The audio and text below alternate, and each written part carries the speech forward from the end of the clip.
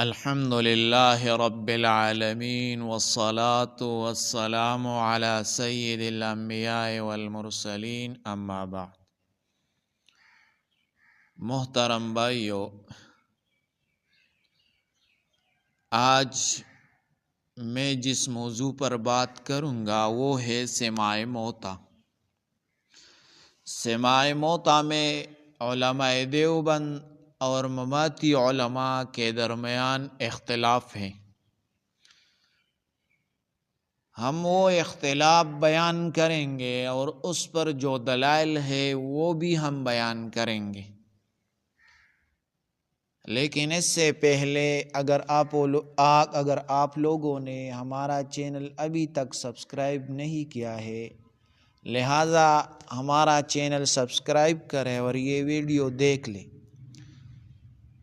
یہ ہم بار بار اس لیے کہتے ہیں کہ اس چینل میں ایک آپشن ہے، اگر وہ کھل جائے تو ہم آن لائن درس دیں گے، اور وہ ابھی بند ہے۔ وہ کھولیں گے 1000 سبسکرائب کے ساتھ اور 4000 واچ ٹائم کے ساتھ، اور ابھی تک ہمارا واچ ٹائم اور سبسکرائب پورا نہیں ہے تو وہ بند ہے۔ لہٰذا ہمارا چینل سبسکرائب کرے اور یہ ویڈیو بار بار دیکھ لیں تاکہ وہ آپشن کھل جائے اور ہم لائیو پروگرام شروع کریں۔ تو اب ہم سماع موتیٰ کا جو اختلاف ہے وہ بیان کریں گے۔ اس میں ہم پہلے یہ حدیث بیان کریں گے۔ ایک حدیث ہے، ما من احد یسلم علی الا رد اللہ علی روحی۔ حدیث کا مفہوم، یہ حدیث صحیح بخاری میں، صحیح مسلم اور ابو داؤد میں آئی ہے۔ ما من احد یسلم علی الا رد اللہ علی روحی فاجیبہ۔ ابو داؤد میں یہ حدیث آیا ہے، حدیث نمبر 2042۔ علماء دیوبند کا موقف یہ ہے، مولانا رشید احمد گنگوہی، مولانا اشرف علی تھانوی جیسے بزرگوں نے اس حدیث پر بار بار ذکر کیا کہ نبی علیہ السلام کا جسم قبر میں مدفون ہے، لیکن اللہ تعالی نے آپ کی روح کو ایسا خاص مقام دیا ہے کہ آپ صلی اللہ علیہ وسلم امت کے سلام کو سنتے ہیں اور اس کا جواب دیتے ہیں۔ شیخ الہند مولانا محمود الحسن رحمہ اللہ اور مولانا حسین احمد مدنی رحمہ اللہ نے بھی اس حدیث کو تسلیم کیا اور اس کے تفسیر کی کہ نبی علیہ السلام کی روح موجود ہے، اور آپ صلی اللہ علیہ وسلم کا درود و سلام سننا آپ کی روحانی حیات کی حقیقت کو ثابت کرتا ہے۔ اور اس پر دلائل بھی بہت زیادہ ہے، لیکن ہم چند دلائل بیان کریں گے۔ یہ حدیث نبی علیہ السلام کی روحانی حیات کو ثابت کرتی ہے، یہ دلیل ہے، اور بتاتی ہے کہ آپ صلی اللہ علیہ وسلم کی وفات کے بعد بھی آپ کی جسم کی حالت کو کوئی فرق نہیں آیا، بلکہ روح کا تعلق اس امت کے ساتھ برقرار رہا۔ اس سے ثابت ہوتا ہے کہ نبی علیہ السلام کا سماع یعنی سننا بھی ممکن ہے، اور اس میں اللہ کی حکمت بھی شامل ہے۔ یہ پہلا دلیل۔ دوسرا دلیل، ان للہ ملائکۃ سیاحین فی الارض یبلغونی عن امتی السلام۔ حدیث کا مفہوم، یہ حدیث صحیح مسلم میں آئی ہے، ان للہ ملائکۃ سیاحین فی الارض یبلغونی عن امتی السلام۔ صحیح مسلم حدیث نمبر 2345۔ دیوبندی علماء کا موقف یہ ہے، مولانا اشرف علی تھانوی رحمہ اللہ، مولانا سرفراز خان صفدر رحمہ اللہ نے اس حدیث کو تفصیل سے بیان کیا اور کہا یہ حدیث نبی علیہ السلام کی روحانی حیات کی تصدیق کرتی ہے۔ مولانا شاہ ولی اللہ دہلوی رحمہ اللہ نے اس حدیث کی تفسیر میں لکھا ہے کہ اللہ کے فرشتے نبی علیہ السلام کے پاس ہر وقت امت کا سلام پہنچاتے اور یہ ایک خاص اللہ کی رضا کے ساتھ ہوتا ہے۔ تیسرا دلیل، یہ حدیث بھی نبی علیہ السلام کی جسمانی طور پر مدفون ہونے کے باوجود روحانی طور پر زندہ ہونے کا ثبوت دیتی ہے۔ اس حدیث سے ثابت ہوتا ہے کہ نبی علیہ السلام کو امت کا ہر سلام پہنچاتا ہے، چاہے وہ کسی بھی وقت یا مقام پر ہو۔ تیسرا دلیل، اللہ کے حکم سے نبی علیہ السلام کی روح کا کام۔ ابن قیم رحمہ اللہ اپنے کتاب الروح میں نقل کرتے ہیں، اللہ تعالی جعل روح النبی صلی اللہ علیہ وسلم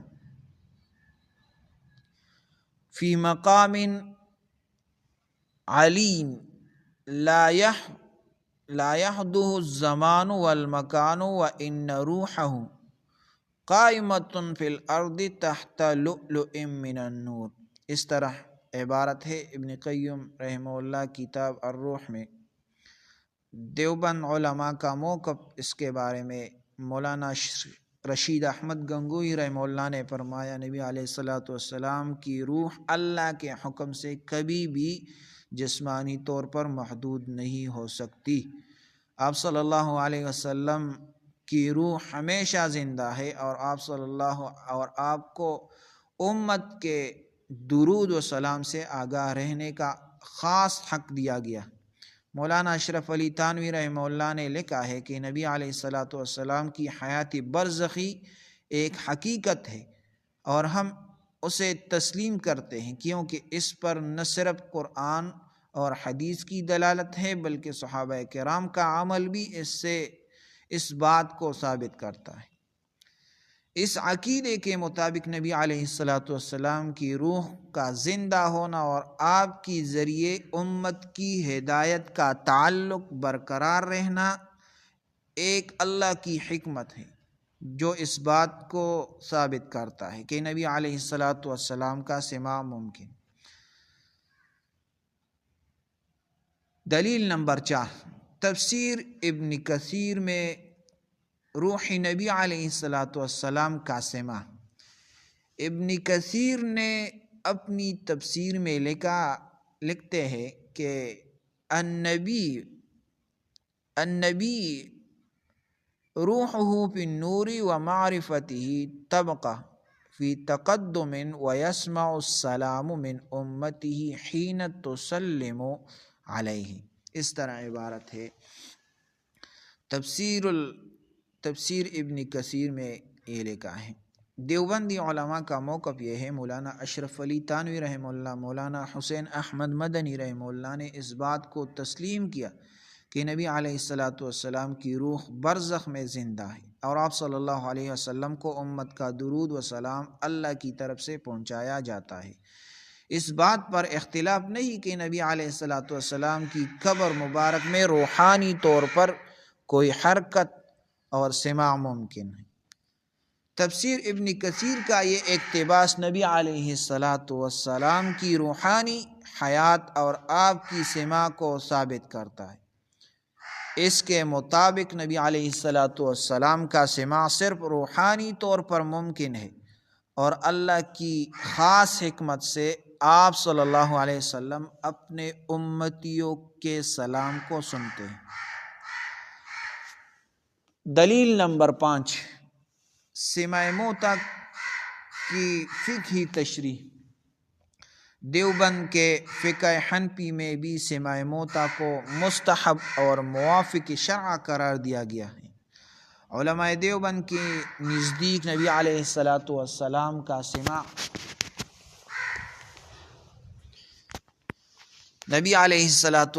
کا سماع اللہ کے حکم سے ہے اور اس میں شرک یا کسی غلط عقیدے کی کوئی بات نہیں۔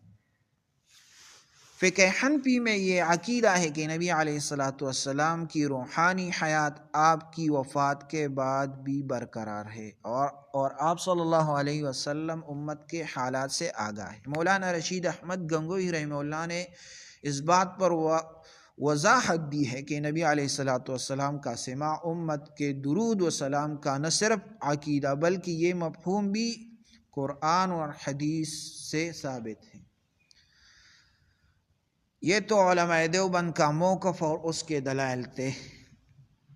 اب ہم اشاعت والے پنج پیر کا رد کریں گے۔ مماتیہ یا اشاعت والے جو نبی علیہ السلام کی حیات برزخی کو نہیں مانتے، ان کا موقف محدود اور غلط ہے، کیونکہ وہ اس بات کو تسلیم نہیں کرتے کہ نبی علیہ السلام قبر میں زندہ ہے اور امت کے درود کو سنتے ہیں۔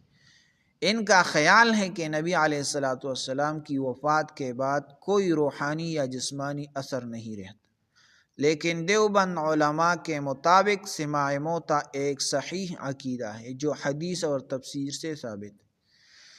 تو اس کا نتیجہ یہ ہے کہ سماع موتا پر دیوبند علماء کے دلائل اس بات کو واضح کرتے ہیں کہ نبی علیہ السلام کی حیات برزخیہ اور سماع ایک حقیقت ہے، اور اس پر قرآن و حدیث کی روشنی میں اجماع موجود ہے۔ مماتیہ یعنی اشاعت والے گروہ جو اس حقیقت کو نہیں تسلیم کرتے، وہ ایک بنیادی دینی حقیقت سے انکار کرتے۔ یہ دلائل اور ان کے تفسیر نہ صرف علمی طور پر مضبوط ہے بلکہ ان پر اجماع بھی موجود ہے۔ اس مسئلے کو واضح کرنے کے لیے یہ دلائل بہت مددگار ثابت ہوں گے۔ تو یہ سماع موتا کا مسئلہ تھا جو ہم نے چند دلائل اس پر پیش کیے۔ یہ سن لے اور دوسروں کے ساتھ شیئر کرے اور ہمارا چینل سبسکرائب کرے تاکہ یہ آپشن کھل جائے۔ جزاکم اللہ احسن۔